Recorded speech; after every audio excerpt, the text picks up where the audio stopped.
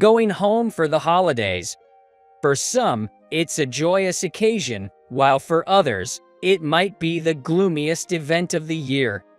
For me, going home that year was a very depressing affair, but a certain event changed everything in an instant. One day, I marked a date on the August calendar and let out a small sigh.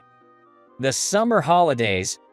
It's time to travel with the family and visit family at home.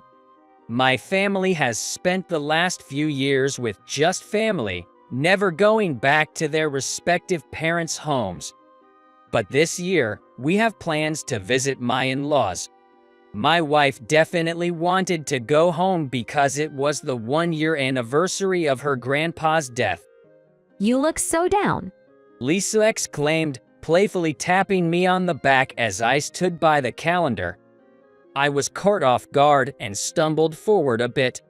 I frowned and shot her a glare, but Lisa just chuckled heartily. Despite her own reluctance to go home, yet she was able to laugh it off, which is something I respect. Once her laughter subsided, Lisa gave a small shrug. I'm sorry, if you don't want to go, you don't have to. She said, "No, I'd like to pay my respects to the man who cared for you," I replied. Hearing that, she gave a slight nod. From behind us, we could hear the sounds of our kids starting to bicker. Lisa turned around and hurriedly walked towards them. I watched her receding figure. Several years had passed since we got married. Both Lisa and I had initially visited our each home during the first couple of years, but recently, we hadn't even gone for Christmas. The reason is that my Phil and Bill dislike me. I don't remember doing anything to make them hate me. It is all because of my educational background. When I first met them before marrying Lisa, their attitude changed the moment they found out I am a high school degree. No matter how much Lisa tried to convince them, her father would just shout, telling her to break up with a man who only had a high school diploma. Lisa married me despite her father's opposition. From that point, it seems like her father started to despise me even more. I started working when I was 19. Soon after starting college, my mom fell ill. She had heart disease. My mom had divorced soon after giving birth to my younger bro and sis and lost touch with our dad. To support the three of us, she worked tirelessly day and night. Perhaps all that hard work took a toll on her health. She didn't have any relatives she could rely on. Though we had some savings, it wasn't enough to support my siblings. So, I started working part-time while still attending college. But that soon became too much, and I had to leave college and start working full-time. I was hired by a cleaning company. I worked hard as a janitor with the adults. My mom was very worried about my struggles as a high school graduate. Even though she must have been suffering from her treatment, she encouraged me, saying, "There must be someone watching you, so keep doing your best." Around that time, she grew thinner by the day. I wished she would worry about herself more. Even when we finally managed to stabilize our lives, she passed away when I was 20. After her passing, I continued working at the cleaning company to support my bro and sis. That's where I met Lisa. She was handling the office work for the cleaning company. Her parents owned a factory that had business dealings with our cleaning company, and she got the job through that connection. When I went to the headquarters for training, I got to know her due to a certain incident. We hit it off and started dating soon after. Back then, I was working hard for my mom, and Lisa became my rock. She was by my side, comforting me when my mother passed away, making her one of the people I owe the most in life. Later, we got married, and now, surrounded by our 2 kids, we live a happy life. Days flew by, and before we knew it, It was the middle of summer. When we stepped out of the air-conditioned car, the blazing sun hit our skin immediately. Picking up the hats our kids had tossed in the car, I followed Lisa as she headed for her parents' front door. Standing in front of the doorbell, Lisa adjusted our sleeping elder daughter, Mary, in her arms, took a deep breath. The fact that she has to feel so nervous in front of her own family home made me feel sorry for her. Knowing that I am the cause made my heart ache. Then, a small hand tugged at my sleeve. Daddy, stay strong. It was our son, James.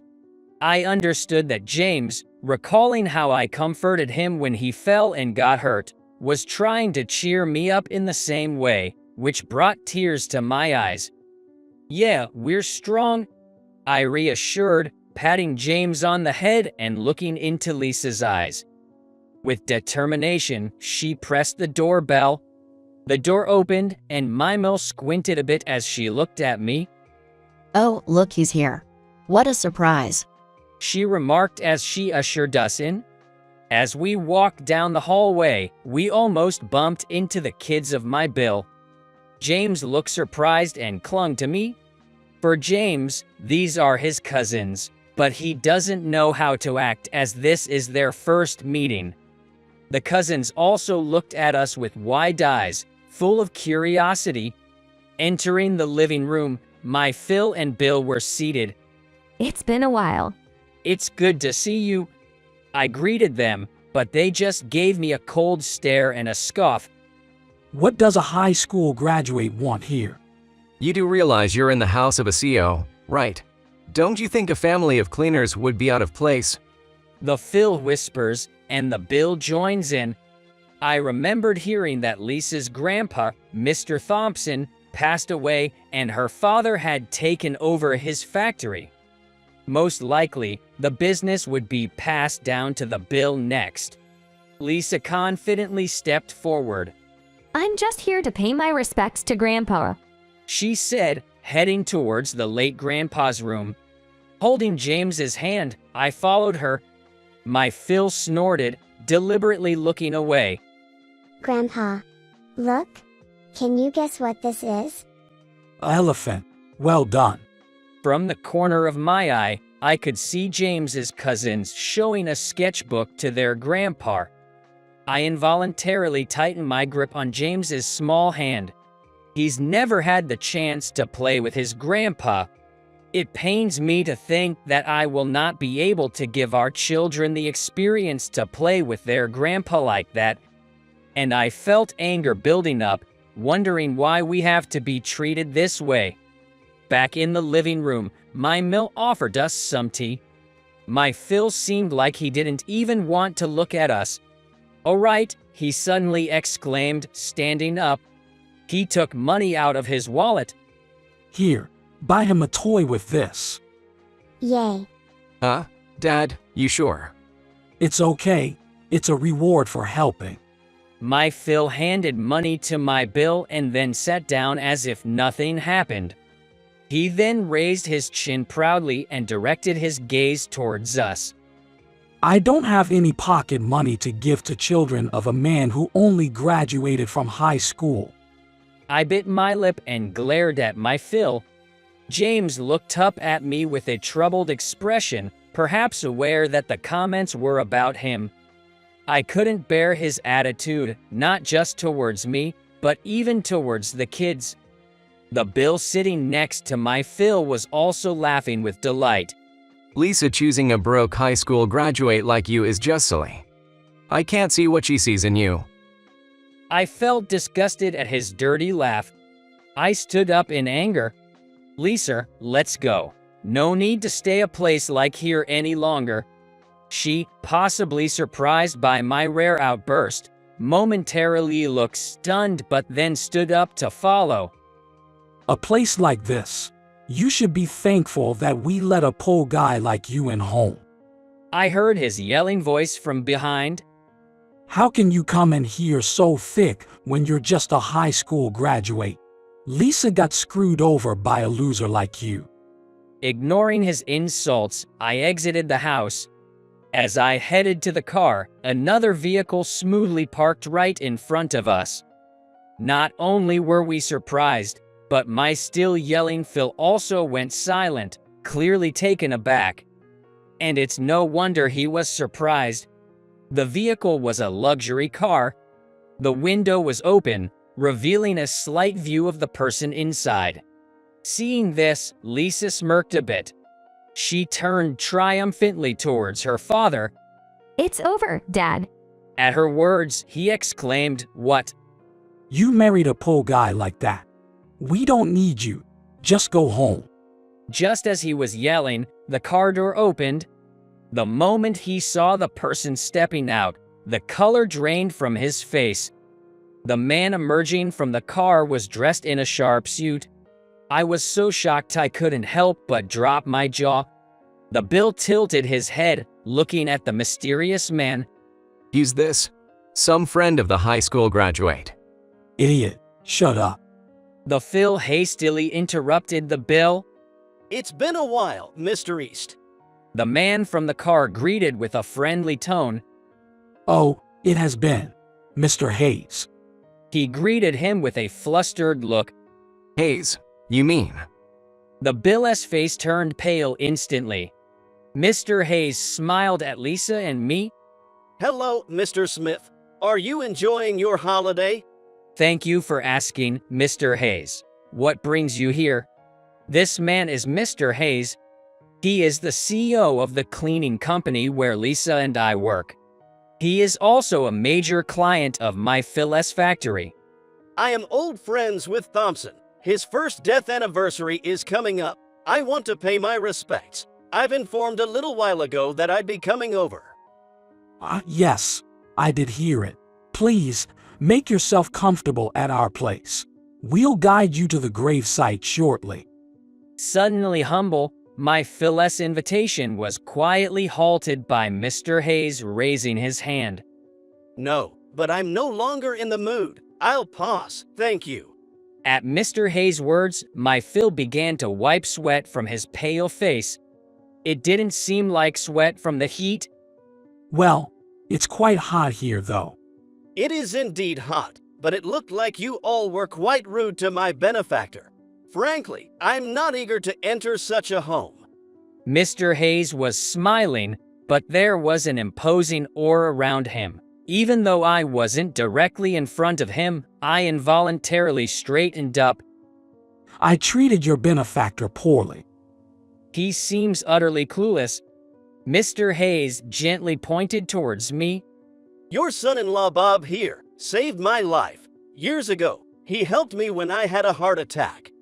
My Phil turned pale almost instantly. Realizing I'd become the center of attention, I panicked. Well, I just happened to be there at the right time. No, the paramedics said I would have been in grave danger had you not been there. You truly are my life savior. What Mr. Hayes was talking about is right after I started working at the cleaning company. I was visiting the main office for training when I heard that Mr. Hayes had collapsed. The office was in chaos. I recognized his symptoms and immediately acted. I didn't have any medical expertise, so I just did basic first aid. My mom had heart problems, so I had learned as much as I could about them and even attended CPR and AED training sessions. Luckily, that knowledge was useful that day. The paramedics arrived soon after, and Mr. Hayes was rushed to the hospital. Later, he recovered completely. He was very grateful to me and still looks out for me, even though I'm just an ordinary employee. When my mom passed away, he was genuinely concerned for me. He still checks in on me from time to time. Mr. Hayes sighed softly. My life savior and Mr. Thompson's granddaughter. I was so happy about the two of you getting married, just like you were my own kids. And yet, Mr. Hayes' stern gaze turned to my Phil and Bill. Have you ever tried to see the human essence? It seems you look down on him just because he didn't graduate college. But have you ever looked at Bob himself? Well, That's because My Phil was waving his hands, trying to come up with an excuse, but he seemed lost for words. He just stuttered. My Bill was still in shock and unable to respond. Bob is very dedicated to his work. He focuses on the small things and takes his job seriously. It seems you never tried to see that. I'm really disappointed. With that, he turned on his heel and began to walk back to his luxury car. I quickly called out to him, "Mr. Hayes, we're about to visit Mr. Thompson's grave. Would you like to join us?" Mr. Hayes looked at me, his expression softening. Oh, I'd appreciate that. Thank you. We got into our car, started the engine, and led the way, with Mr. Hayes following in his vehicle. Through the window, I could see my Phil and Bill left behind. Their appearance, stranded under the midsummer sun, was somewhat melancholy. In the back seat, Lisa, sitting with the kids, suddenly started laughing. Wow, that was refreshing. Mr. Hayes is so cool. Really, that was something. I watched Mr. Hayes' car in the rearview mirror. When I reached the grave, I vowed to express my gratitude more formally. Months have passed since then. My FIL's factory seemed to have ceased its dealings with Mr. Hayes' company. Having lost their biggest client, I heard his business is struggling. I've secured a promotion at my job and things are going smoothly. I received an apology letter from my Phil and Bill, so it seems they've reflected on their actions. Suddenly, I recalled my mom's words, "You always have someone watching over and rooting for you." Turns out, that was true. I was a bit taken aback to realize that Mr. Hayes had been looking out for me. Though people say I saved a life, I didn't do anything special. I just provided first aid, and I'm normally just a janitor. Still, knowing that someone was there, watching and caring, made me truly happy. When I told this to Lisa, holding Mary, she teasingly laughed and said, "Oh, I'm right here watching you all the time and I get nothing." That's right. Lisa, James, and Mary are all watching over me. I have to keep pushing forward. Looking up at the sky, I hope that up there, my mother can see that we're all doing well,